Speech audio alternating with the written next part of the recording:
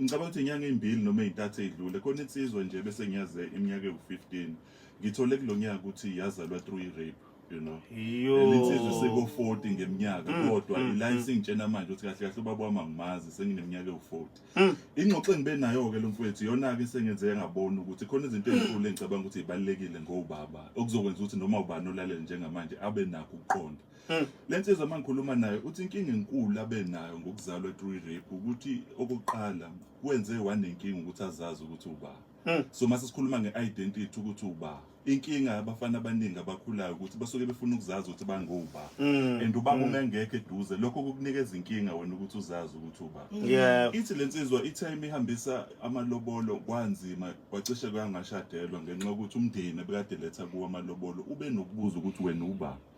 Manje njalo uma yakumama uyofuna ukwazi ukuthi ubaba mhlambe isikhona izinto engayithola ngayo umama uyalimala ulinyazwa yilonto ingane yami iselimulu ebona. So uma usubuka ukubaleka baba emntweni okukhona njengamanje emfisa iqala siqale ngayo ukuthi iidentity ukuthi ungubani. Ngithe mangikhuluma ngesonto edlule ngakuveza ukuthi ubaba wami washona ngineminyaka ewu3 ngizoba neminyaka ewu4 many years back, but into ebinginikeza ithemba bekuwukuthi njalo uma ngihlangana nezalukazi namakhehla zithi maze ngibona zithi yazi lo mfana usikhumbuza ncamashi zisho ubaba yabona lento. So khona le connection eba strong uma ukuthi abantu abathile bayakubona bayakufanisa nobaba wakho.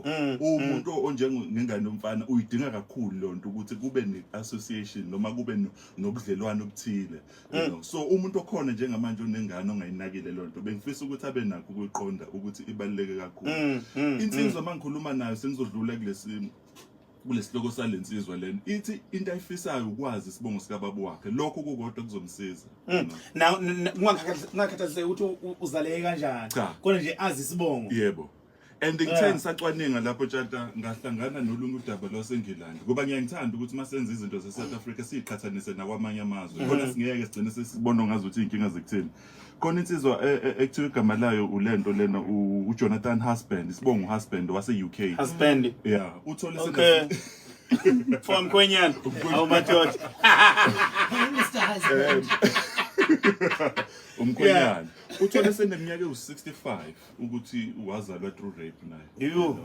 And ngithe mangisifunda istory sakhe ngasibona sifana nesalensizwa ngoba into emjabulise kakhulu ukuthi ekugcineni utholile isibongo sakhe ukuthi uba esena 65 uthole sena 65 uma wakhe ko8 esegulela ukufa yabo wasiyamtshena ukuthi kahle kahle wazalwa through rape.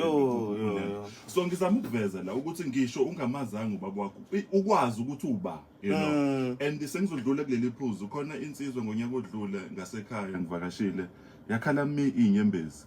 Insizwa ethi angimazi ubaba wami njalo uma ngibuza uma ukuthi ubaba wami ubani akafuni ukungitshena and lokho kwenza ukuthi ngingaphumeleli empilweni. Singadebate lokho ngokwenkolo ukuthi ngabe uright noma kodwa yena uyakholela ukuthi impilo yakhe imile ngenxa yokuthi you know ubaba akamazana. And uyabona lapho wekwabe mangabe inyembezi vele zehle kumama mangabe ebuzwa umfana ebuzuyise. Yebo. Okungenzeka futhi ukuthi isimo esithi asifane naleso oqeda ukuxoxa ngaso nje. Yebo.